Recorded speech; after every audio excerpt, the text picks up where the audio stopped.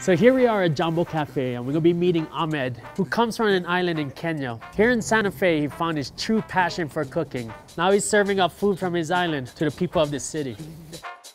Oh. Hey Sheldon. Hey, what's up, man? Jambo.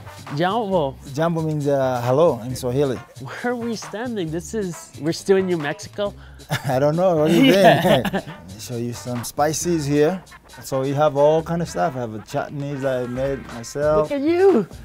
You got your own face on the bottle. Yeah, and check that face. Do you see how skinny I was? That's swag right there. That's when you come in with the Denzel look. The Denzel look? Yeah, is that right? yeah. Like, you know, I come from this small island, it's called Lamu. That's off the coast of Kenya. Kenya. Tropical. And your restaurant's right next door? Yeah, my restaurant's right next door here. You know, you can come with me and show you how I make it. So this is Lamu coconut pilipili shrimp. It's very popular and people love it, so I want to show you how we do it. We're gonna make a pilipili paste. Yeah. So pilipili, it means chili. Okay. In Swahili. So these little things here, African bird's eye chili. They're the firecrackers. Okay, don't put it in your mouth there. You're gonna burn your ears. So, so we're gonna use that for part of the pili-pili. I grew up cooking with my mom, so... Is that like a normal Kenyan thing? No, it's not a Kenyan thing. I watched my mom cooking. Yeah, okay. So she didn't, hey, come and cook. But you always found yourself around your mom. Yeah, my mom, so she already knows. She doesn't like measure anything like that. Dump it right into the pan and make the sauce right there. Cayenne, coriander, the more chopped garlic, sweet smoked paprika, scallion here, ginger, and more salt in there. This is a little bit of brown sugar, just a pinch. Some lemon juice, a little bit of oil all the time. Check it out. And the cayenne hits you in the back of the throat. The acidity is perfect, and then just a warming. So it makes you want to take another bite, though. Are you ready for it? All right, no. So where'd you start off cooking then? Growing up in the island, there's a lot of tourists come to visit us in the island. So we take them out on the boat fishing, snorkeling. So when we're out there, we have to cook for them because we spend all day. When we're done fishing, we go to the shore and we start, you know, cooking all the fish and the rice and vegetable. But that was your first That was my start into it. So now we're gonna make the coconut sauce. Garlic in it, the paste, tomatoes, coconut.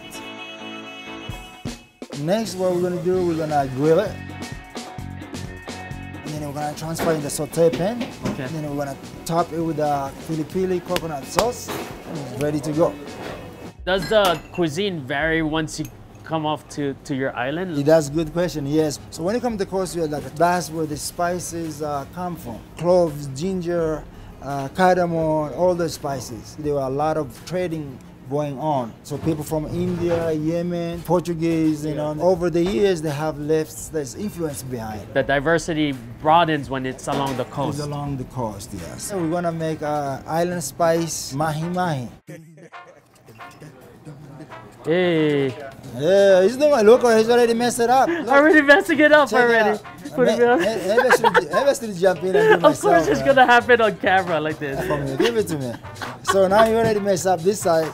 So I'm gonna switch. Oh my God. There we go, now here we go. Okay, reset. Don't make us look good in production. It's beautiful, yeah, it's nice and shiny. So mortar pesto. Mortar pesto. So we're gonna, you know, throw all this thing in there. Coriander, cumin. So I have some thyme there, paprika here, allspice, cinnamon powder, bird's eye chilies, ginger, jalapeno, garlic, cloves, and lemon. Your mom let you do this? This part she did. It took a long time for her to accept that I can cook. Okay. So one time when I went back, I said, I'm gonna cook for you. She's like, no, you're not gonna cook for us. So one of the trip we went back, and I was like, I need to learn some more things from you. So we were in the kitchen together, and that was beautiful. That was beautiful. So that's the island spice. This marinates minimum like 6 hours, and 6 hours. Then wrap them in the banana leaves. And steam it for about 15 to 20 minutes. So we have this neat black rice. Put it over the rice and top with that tamarind mango coconut sauce. Many levels to this, I hope you prepared to, you know, you have enough room. This is called ugali. All East Africa, we eat ugali. We grow a lot of maize, corn. When I pour the cornmeal in, but it's like a polenta. Polenta, like yeah, a polenta, yeah. It lasts you a long time. You really have to have some muscle to to work that. Those are the six packs and the muscles come on, you know? I think I threw on my shoulder. Should we call an ambulance? Or? Maybe. And then we're gonna go and eat it. Threw on my shoulder. Your shoulder? You're right.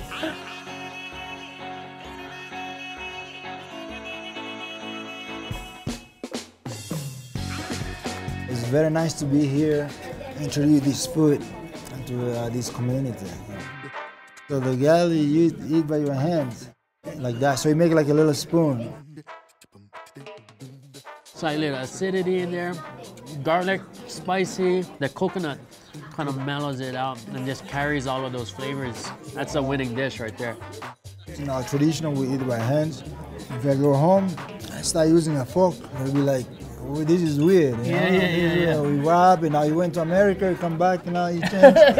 And we say the food tastes better when you have that connection. Right. Mouth, you know, food, hands, you know, your body into it. So This is gorgeous, Chef. the banana, when you steam it together, you bring the earth, you know. Steaming it keeps it nice and moist though. Like the cinnamon and cloves hits you right first, but then the mango and coconut kind of just Kind of like brings it back. carries it, brings it back in.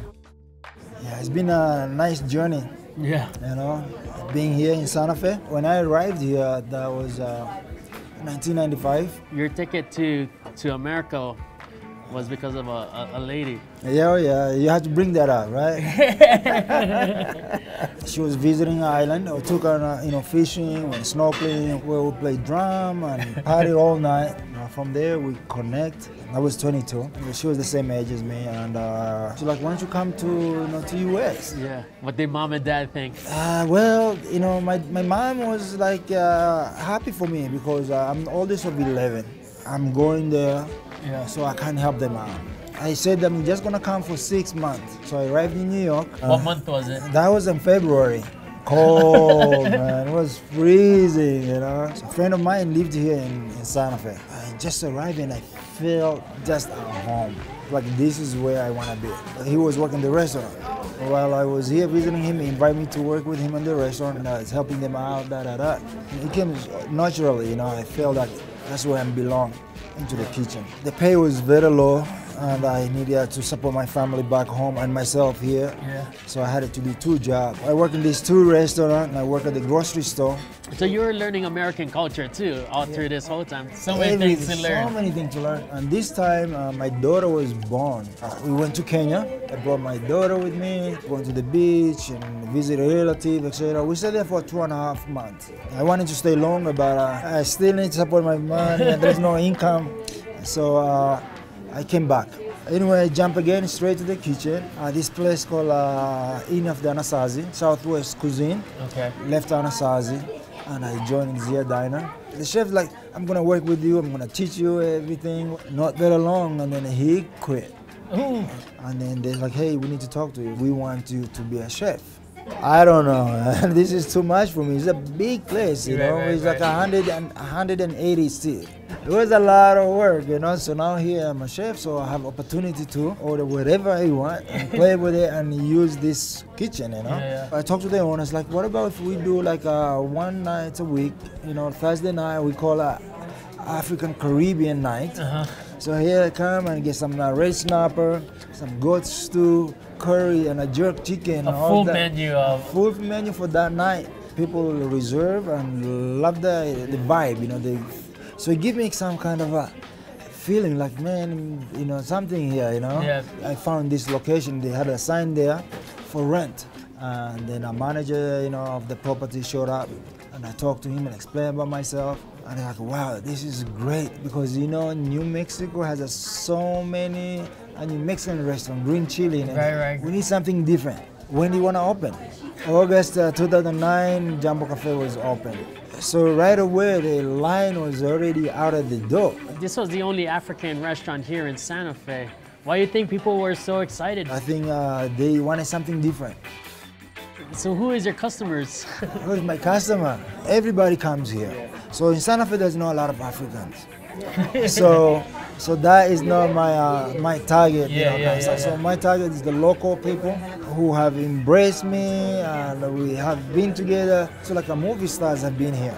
Johnny Depp has been here. Morgan Freeman, Adam Sandler.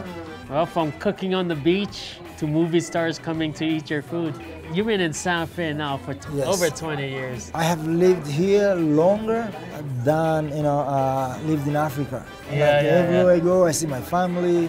They raised me here, so it is home.